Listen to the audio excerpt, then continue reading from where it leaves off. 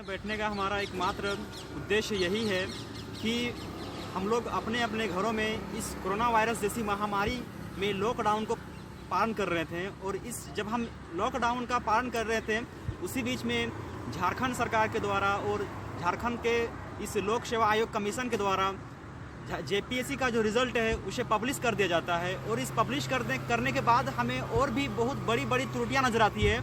इसमें qualifying paper रहता है, पेपर 1 जो कि क्वालिफाइंग है। और ये सिर्फ झारखंड के लिए नहीं बल्कि पूरे भारत के लिए जितने भी कमीशन का एग्ज़ाम होता है, इवन यूपीएससी एग्ज़ाम में भी जो क्वालिफाइंग पेपर है वो सिर्फ क्वालिफाइंग के लिए यूज़ किया जाता है। और झारखंड में जो क्वालिफाइंग पेपर है ये सिर्फ क्वालिफाइंग पेपर 50 नंबर हिंदी का और 50 नंबर अंग्रेजी का है, जिसमें से 30 नंबर अर्हतांक लाना अनिवार्य था। लेकिन यहाँ पे सबसे बड़ा खराबी ये आई है सामने कि जो जेपीएससी ने अपना गलत रवैया अपनाया है कि क्वालिफाइंग पेपर को यहाँ पे मेधा सूची के रूप में अर्थात मेरिट लिस्ट के रूप में जारी कर दिया है। और जिससे ये साफ जाहिर हुआ है कि यहाँ के जो बच्चे हैं वो हिंदी अंग्रेजी में काफ़ी स्ट्रांग नहीं है। इसी कारण से वो क्योंकि वो रीजनल लैंग्वेज चुनते हैं, रीजनल लैंग्वेज में अपना वो खोटा रखते हैं, नागपुरी रखते हैं, पंचपरगनिया रखते हैं, अपना कोई भी लैंग्वेज चुनते हैं। इस कारण से वो क्वालिफाइंग पेपर को काफ़ी ज़्यादा महत्व नहीं देते हैं, वो क्वालिफाइंग को क्वालिफाइंग की तरह लिखते हैं। लेकिन सरकार ने जेपीएससी ने जो रिजल्ट यहाँ पे दिया है, रिजल्ट में उन्होंने क्वालिफाइंग पेपर को यहाँ पे जोड़ दिया है।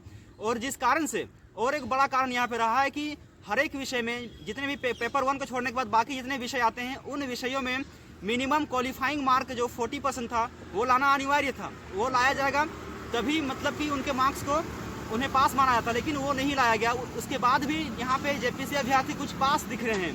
तो मतलब कहीं ना कहीं बड़ा घोटाला हुआ है, जिस कारण से आज हम लोग पिछले 1-2 दिनों से यहाँ पे हंगर स्ट्राइक में बैठे हैं, भूख हड़ताल में बैठे हुए हैं।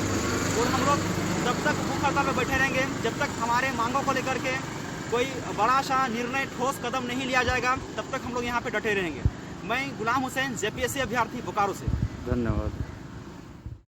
हाँ, तो आप यहाँ पे कल से धरना प्रदर्शन पे बैठे हुए हैं, तो आपकी सरकार से क्या मांग है?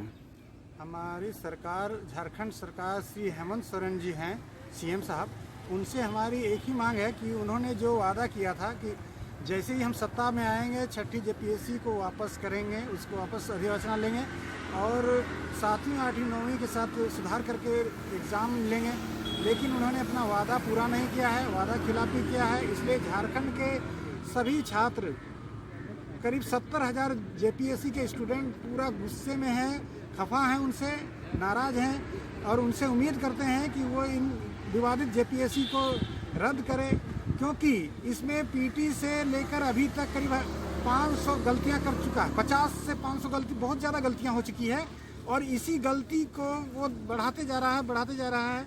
अभी देखिए, पिछले तो पीटी में आरक्षण नहीं दिया गया, 3 साल उससे विवाद चलते रहा, 3 बार रिजल्ट आया और 3 बार सुधार हुआ। अभी फाइनल जो रिजल्ट आया है उसमें भी 3 गलती बड़ा है। ऐसे बहुत सारी गलतियां हैं, छोटी छोटी गलतियां आयोग 2 बार सुधार चुकी है, लेकिन 3 गलती अभी भी है। जो है पहला पेपर जो है सिर्फ क्वालिफाइंग लाना था, उसको भी जोड़कर मेरिट बना दिया है। दूसरा 40% प्रत्येक विषय में लाना था, उसका भी पालन नहीं किया है। और यहाँ के छात्र को कम मार्क्स दे के फेल कर दिया गया है। यहाँ मतलब ST SC OBC और झारखंड के मूल निवासी के साथ धोखाबाजी हो रहा है। यहाँ जेपीएससी के जो चेयरमैन हैं और उसके कंट्रोलर हैं, उनको बर्खास्त करने का हम लोग मांग करते हैं, क्योंकि हम लोग 2 दिन से रोज़ा रखते हुए भी भूख हड़ताल कर रहे हैं और पिछले 5 साल से इसमें आंदोलनरत हैं। हम लोग इमाम शफी बोकारो से। धन्यवाद।